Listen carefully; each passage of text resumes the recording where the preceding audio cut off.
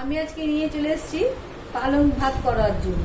এই জন্য দেখুন আমি পালং শাক, দুটো লঙ্কা আর কিছুটা ধনেপাতা নিয়ে নিয়েছি। এটা আমি মিক্সারে একটুখানি গ্রেন্ড করে নিয়ে আসছি।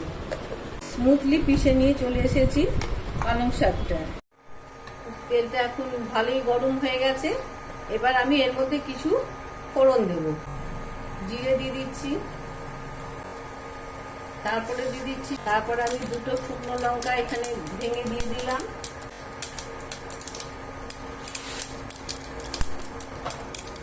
কলাইয়ের ডাল আর একটু ছোলার ডাল দিয়ে দিলাম ফোড়নে। কারি পাতাটা কিন্তু অপশনাল, আমার কাছে ছিল বলে আমি দিয়েছি। এসে আগে থেকে বেটে রাখা পালং শাকটা এখানে একটু কষিয়ে নেব, যাতে কিনা কাঁচা গন্ধটা চলে যায়।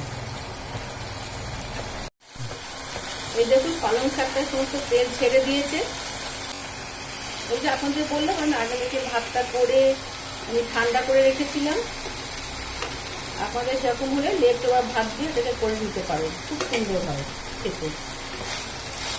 এবার এই পালং শাকের সঙ্গে ভাতটাকে ভালো করে নেড়ে নেব।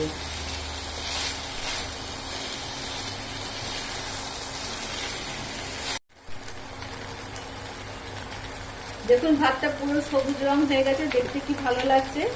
এই সময় আমি একটুখানি নুন দেবো।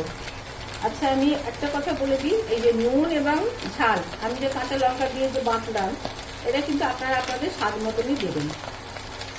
মিলিয়ে দিয়েছি। এবার একটুখানি এর ওপর থাকুক, এবার একটুখানি স্টোভের ওপর থাকুক। আসছি আবার। তৈরি আমার পালক রাইস উইথ দই। আপনারা এটা বানাবেন এবং জানাবেন যে কেমন হয়েছে।